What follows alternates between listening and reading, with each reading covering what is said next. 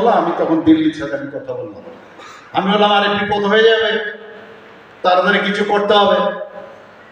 ওই তারপর ফোন গেল, আরে দাঁড়ান ফোন আসছে ফোন আসছে, বললেন যে দেখেন ফোন আসছে ফোন আসছে, তো উনি কথা বললেন রুকো मुझे दिल्ली बुलाया, কিন্তু দিল্লি বুলাইয়া এ কোন কাম কিয়া হ্যায়, আমি করেছি ওনাকে হেল্প করেছি, সাহায্য করেছেন।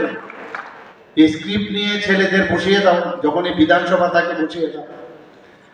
কখনো পুষ্পবন্ধ প্যালেস নিয়ে গন্ডগোল করো, কখনো 14 দেবতার বাড়িতে প্রবলেম নিয়ে এখানে ডেভেলপমেন্ট করতে যাচ্ছি আমরা, কাদের জন্য? সবার জন্য। এখানে সেখানে মানে সব জায়গার মধ্যে কিছু না কিছু একটা প্রবলেম। এই যে হিন্দিওয়ালা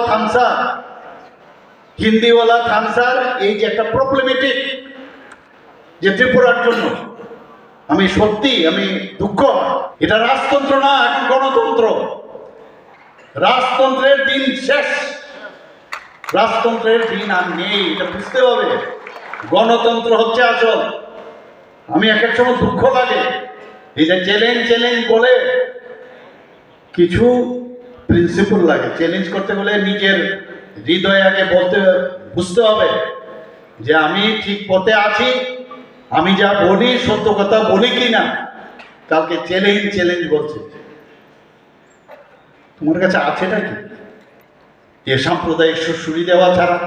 আরে প্রথমে সাংসদের জন্য কিছু করা, আরে মুখ্যমন্ত্রী যদি হও, এমনিতেই যে নমুনা দেখাচ্ছ এডিসির মধ্যে, আর মুখ্যমন্ত্রী হলে ত্রিপুরার যে কি দুর্দশা হবে সেটা এমনিতেই বোঝা যায় যে হারে লুটপাট এই সামান্য একটা এডিসির জন্য আর কি হবে, সেটা তো অলরেডি মানুষ পিকচার দেখ চুকা।